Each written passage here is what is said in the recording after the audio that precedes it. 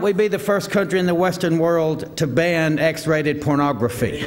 Don't tell me it can't be done. The government has already banned X-rated pornography in every state in Australia. In fact, the government has recognized that pornography causes harm by putting selective bans in the Northern Territory, which is a ridiculous and idiotic and stupid idea.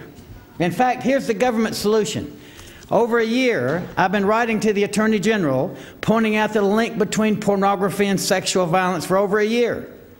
Well over a year. Well, the government put together a commission and spent many millions of dollars and hundreds of hours coming up with this solution in the Northern Territory. This is a map of the Northern Territory. The white areas show where you can have pornography. The shaded and black areas show where you can't have pornography. Doesn't that make sense to everybody here? Isn't that great? You think that's going to protect children? You think that's going to take care of this young person right here? You think protecting the innocent children is going to happen? Do you know the white area here doesn't include Alice Springs? Are there no children in Alice Springs? The white area here doesn't include Darwin. The white area here doesn't include Tennant Creek or Catherine or other major cities in the north. Maybe they have X-rated bookstores there and the government doesn't want to close them, because they sure don't want to close them here in Canberra, do they? Everywhere else in the nation, they're banned. Why aren't they banned here? Is the government afraid of the 18 people that work in the porno industry? This type of solution, when you have laws which try to regulate or segregate, let's say, let's just put pornography on TV late at night. That's this kind of solution. This is Dr. Mary Ann Layden, by the way. I'm quoting her. She was here for the Sexual Integrity Forum. Let's just put pornography on TV late at night. That'll fix it. Let's put all the prostitution in the industrial area. That'll fix it. Those laws are such naive attempts to work with the problem. It's like having a piss in a no-piss section of the swimming pool. That's according to the director of cognitive therapy at the University of Pennsylvania, Dr. Mary Ann Layden. That's not me, that's her. You don't have an argument with me, you have an argument with her. So they're pissing up here in this area and I think it's not going to affect the rest of the state. This is ridiculous. Now, this took the government many months and millions of dollars. Well, I spoke at Brenda Bella Christian School later last week, and I was talking to the children. I spoke to the staff first and then spent several days with the children. And they had some great remarks and great comments, and one of them had the little 3-year-old with them. And the 3-year-old came up with even a better chart than the government did. It's right here. It's even more colorful. And it is just as scientific as the government's one. This will have more protection for children than the government's chart. This took Connor, 3-year-old Connor, 3 minutes and one small tantrum to do this. It didn't take many months and many millions of dollars. And it'll have just as much effect, if not more, than the government solution to the problem. The government solution to the problem will not work. Are they serious about protecting children? They say that the new laws are to protect Aboriginal children in the Northern Territory. I spent a couple of days last week with the federal police. I got this from the Attorney General's website. Northern Territory Emergency Response bans on pornography. What a load of rubbish. I have a promise from the Prime Minister when he was opposition leader. Quote, "It was during my leadership that the Liberal Party first embraced a policy of banning X-rated videos in the ACT. How long has he been in government?" Ian McLaughlin, who is one of the ministers now, "When in government, we intend to ban X-rated videos from being sold and distributed in the territories." Kevin Andrews, "To ban X-rated material is coalition policy." Past Senate President Margaret Reid, "Because pornography degrades women, and because of the research noting the links between pornography and sex crime, we will close the loophole allowing X-rated videos to be mailed out from the ACT." Past Senate President Margaret Reid. In fact, here's a letter from Jocelyn Newman when she was Shadow Minister for the Family and Health. "The coalition continues to support a ban on X-rated videos." Well, that's news to me. Have any of you seen it happen? Those are Liberal Party promises. "Seek the welfare of the city into which I have sent you, for in its welfare you will have welfare."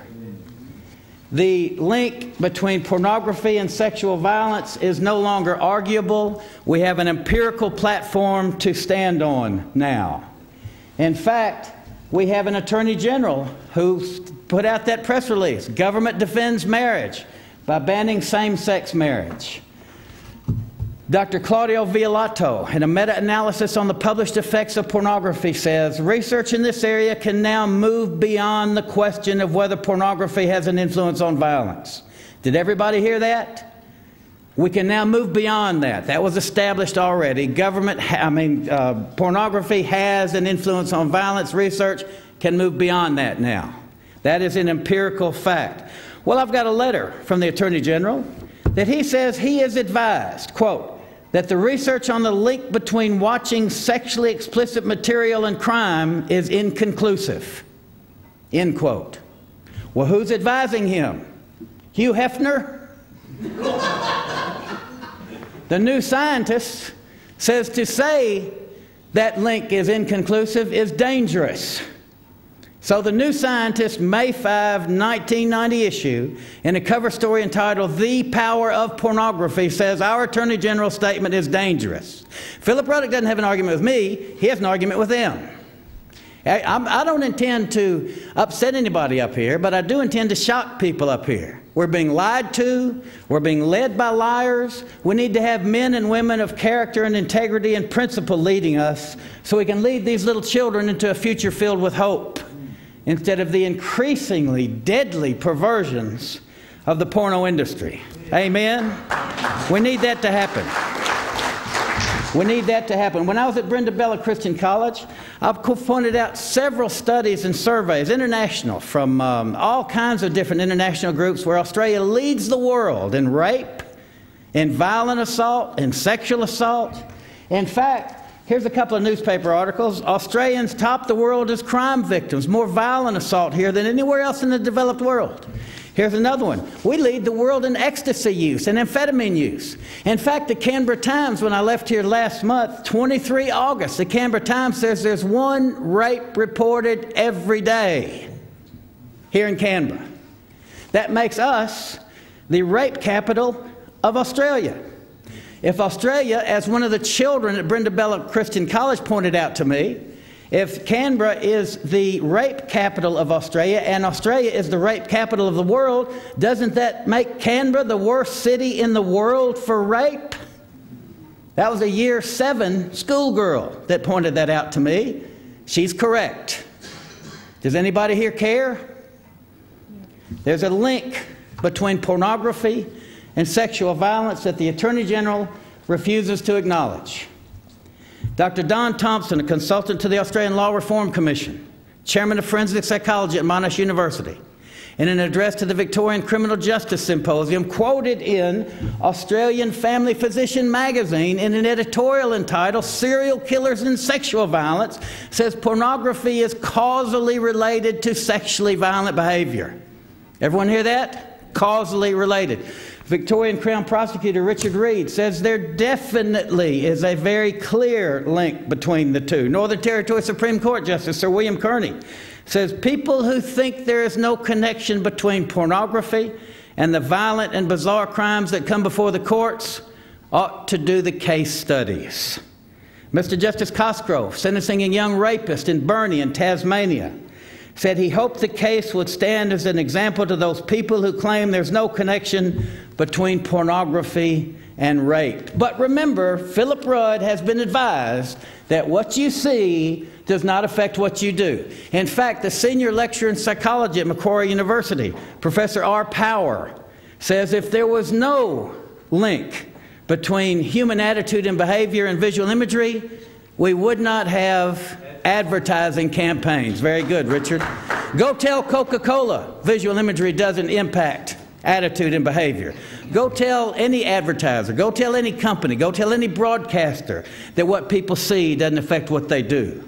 I have one church in Tasmania where I live that has me speak once a year, the Reformed Church in Launceston. Once a year, 2 weeks before I come, he tells his people to come prepared to give me an offering. The week before, he tells his people to come prepared to give me an offering. One church in Tasmania, my home state, one church has me speak there, nobody else. One church. I speak all over the country. I speak here in Canberra in churches. I speak all over the place about the impact pornography has on our culture. Remember, this government solution will not work. I like the 3-year-old solution better. It's much more colorful. They already know, by the way, that these artificial lines they've drawn around the place, so you can have X-rated here but can't hear, you can have X-rated here but can't hear. They already know these lines don't work because right across the border here, across this state line, the same sexual atrocities are occurring in the Aboriginal communities that occur in the Northern Territory. They already know in northern and Western Australia over here, where there's another artificial boundary, where they already know it occurs there, so they know that these boundaries don't work. If pornography is bad, causing women to be raped and children to be molested, then ban the pornography. If pornography is good, amen. If pornography is good, then embrace it, endorse it, condone it, remove the restrictions in the states. It's already banned in all the states. Why? Because it is harmful. It is harming our culture. We are the rape capital of the world. We are the rape capital of the world. Dr. Marlene Goldsmith had a comment to make about this magazine right here. People magazine. We display this and we sell this to our children. This is an unrestricted publication. It is pornographic. It has sex aids. It has all kinds of ads for products and services of a sexual nature. But our children have unrestricted access to this because the government refuses to restrict it. Well, this woman is dehumanized, portrayed as an animal, as a dog, as a thing. Dr. Goldsmith says we spend millions on affirmative action. This is in Quadrant magazine. We profess, at least publicly, horror at racism, and yet misogynistic visual images are to many sacrosanct. Women are being raped, beaten, murdered, but their right to life and liberty is considered less than the right to purchase or profit from pornography. Imagine, if you will, a picture of an Aboriginal man in this position. Now, imagine how that image becomes appalling, a legitimization of racism. Aboriginal people, she says, are entitled to be treated with dignity. I would agree that women also are entitled to be treated with dignity. Pornography degrades women, demeans women. It harms women. It causes men, some men in society with poor impulse control, as Richard Reed points out, the rape of a 10-year-old boy, the case of a 10-year-old boy who raped a 6-year-old girl was triggered by pornography. How many girls raped or murdered do we have to have before we tighten things up? Inspector Sprague, who set up the Spectrum Task Force to investigate the Mr. Cruel case in Melbourne, little Carmen Chan. They found her body at the tip about a year later after she had been sexually molested, abducted from her school. She's smiling here in the picture because Australian Penthouse, when this occurred, had an article entitled How to Molest Schoolgirls. They said it was just a funny story. It was humorous. The molester may have been laughing, but I doubt if little Carmen Chan was.